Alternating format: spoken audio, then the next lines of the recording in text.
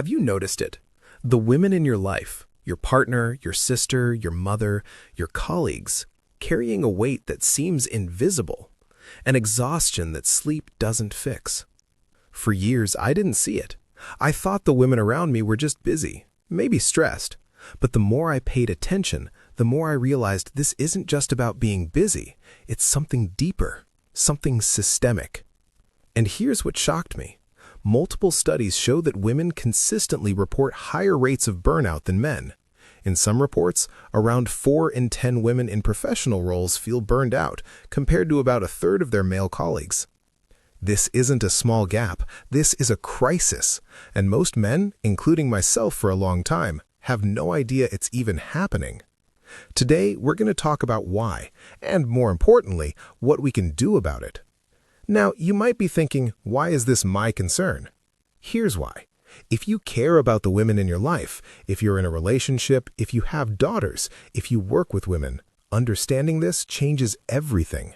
It changes how you show up, how you support, how you lead. And honestly, once you see these invisible pressures, you can't unsee them, and ignoring them makes you part of the problem. So let's break down the 3 major psychological pressures that are quietly breaking modern women. Because awareness is the first step to being an actual ally, not just someone who says the right things.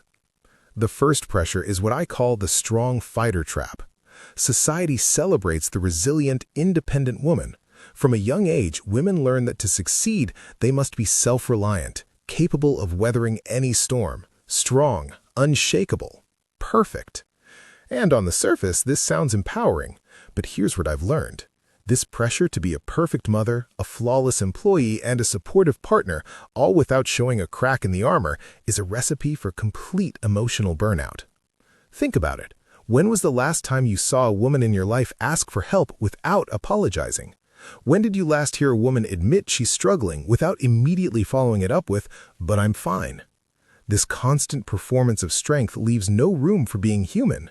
For many women, asking for help feels like failure.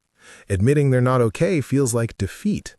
The result? A generation of women who are experts at appearing fine while quietly drowning. And here's where we come in as men.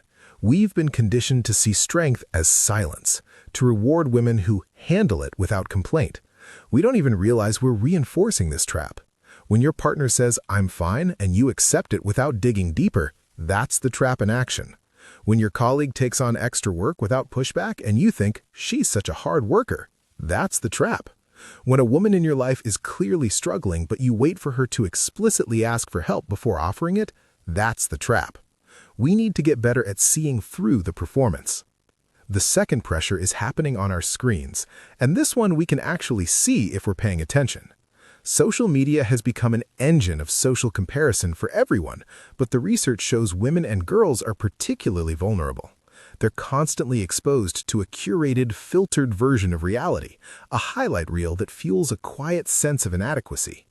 Studies have shown a direct link between heavy social media use and increased rates of anxiety and depression, with young women being disproportionately affected. Now, I know what you're thinking. Everyone knows social media isn't real, but knowing something logically doesn't stop the psychological impact. The constant comparison creates a space where self-worth becomes tangled in external validation, the likes, the comments, the followers. Here's what I've observed. The women in my life spend significantly more time curating their online presence than I do, not because they're vain, but because the stakes feel higher for them. They're being judged on appearance, lifestyle, parenting, career, all simultaneously. And this pressure bleeds into real life. The mother who sees the perfect birthday party on Instagram and feels like her simple celebration isn't enough. The woman who sees her peer's promotion announcement and questions her own career choices. The partner who sees the romantic gestures online and wonders why her relationship doesn't look like that. It's exhausting, and most men have no idea how heavy this mental weight actually is. As men, we need to understand, when the woman in your life is scrolling for hours, she's not just wasting time, she's often stuck in a comparison loop that's actively harming her mental health, and our response shouldn't be just get off your phone, it should be helping her recognize the pattern and supporting healthier boundaries. Now we get to the third pressure, and this is the one that, when I finally understood it, completely changed how I see household dynamics.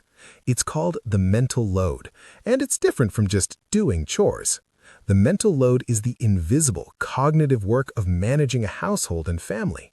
It's the constant planning, organizing, remembering, and anticipating that keeps life moving. It's the work that happens before the work. Let me give you an example that hit me hard. When I help with dinner, I'm following instructions. My partner has already decided what we're eating, checked what ingredients we have, made the shopping list, and planned the timing so everything is ready when the kids need to eat. I'm doing a task. She's managing an entire system. Research on family dynamics has found that mothers still handle the vast majority of these cognitive tasks, even in households where chores are equally divided. This invisible labor is directly linked to higher rates of stress and burnout in women.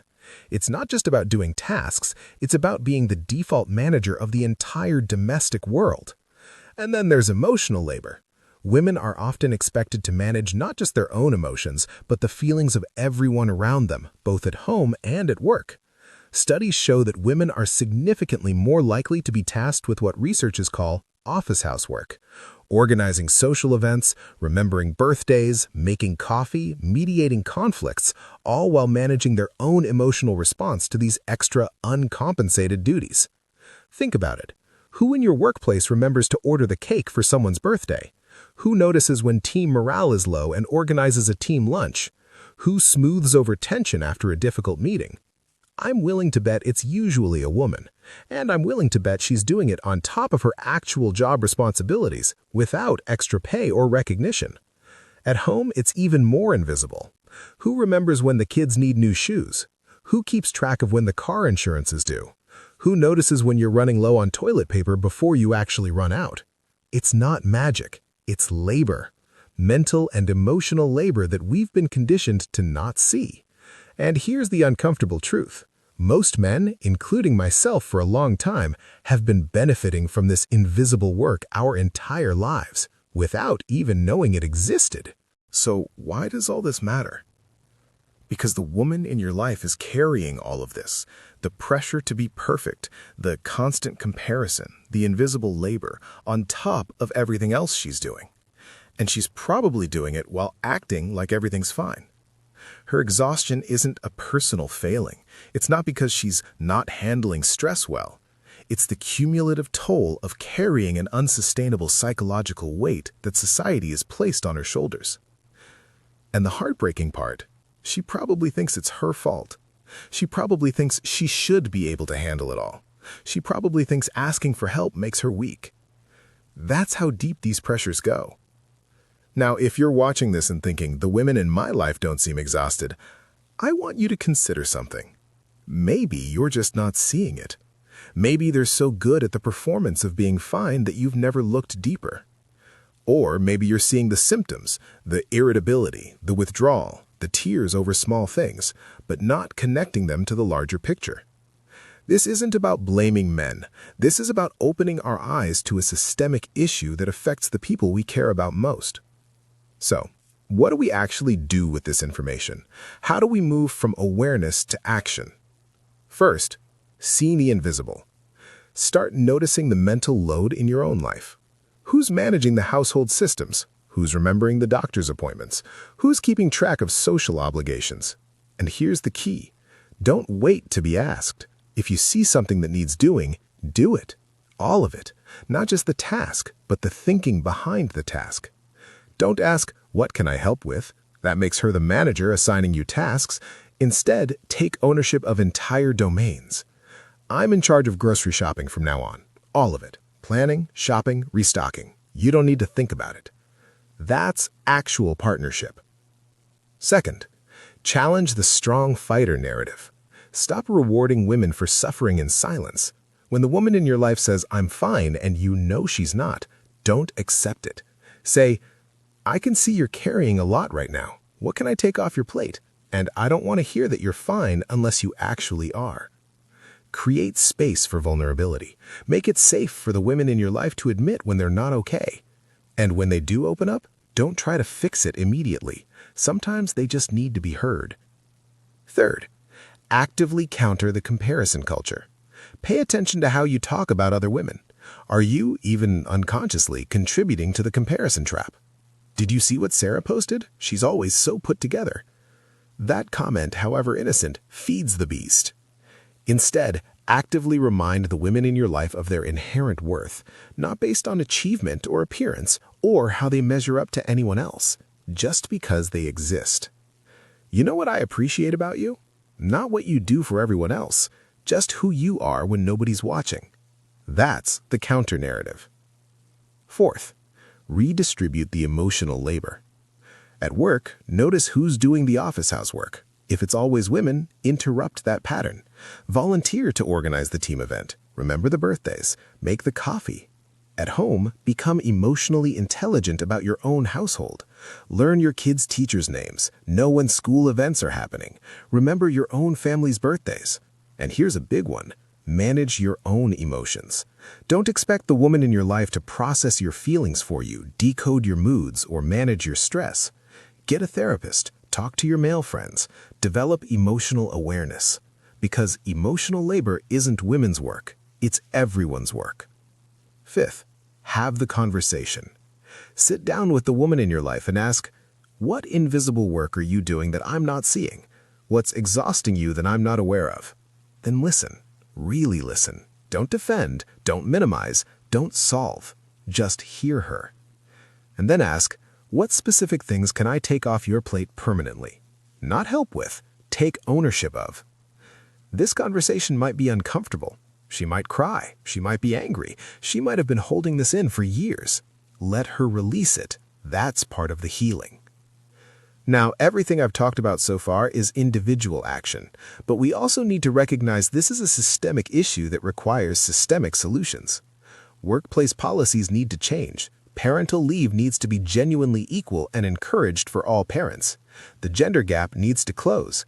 Women need to stop being penalized for having children while men are rewarded for the same choice. But systemic change starts with individual awareness. It starts with men like us recognizing that we've been part of the problem, even unconsciously, and committing to being part of the solution. Because here's the truth. When women thrive, everyone thrives. When women are exhausted, burnt out, and struggling, our entire society suffers. This isn't just a women's issue. This is a human issue, and it requires all of us to step up. The women in your life are tired. They're carrying pressures you probably don't see. They're fighting battles you didn't know existed, and they're doing it while pretending everything is fine. But you have the power to change this dynamic. Not by being a hero, not by swooping in to save anyone, but by being a genuine partner, an actual ally, someone who sees the invisible and shares the load. Start today. Have the conversation. Take ownership of something. Notice what you've been missing. And if you found this valuable, share it with another man who needs to hear it. Because the more of us who understand this, the more we can collectively shift the culture that's creating this exhaustion in the first place. Subscribe for more content that challenges us to be better, to see more clearly, and to show up more fully for the people we care about. The women in your life don't need you to be perfect. They just need you to be aware, to be present, and to actually share the weight. Let's start there.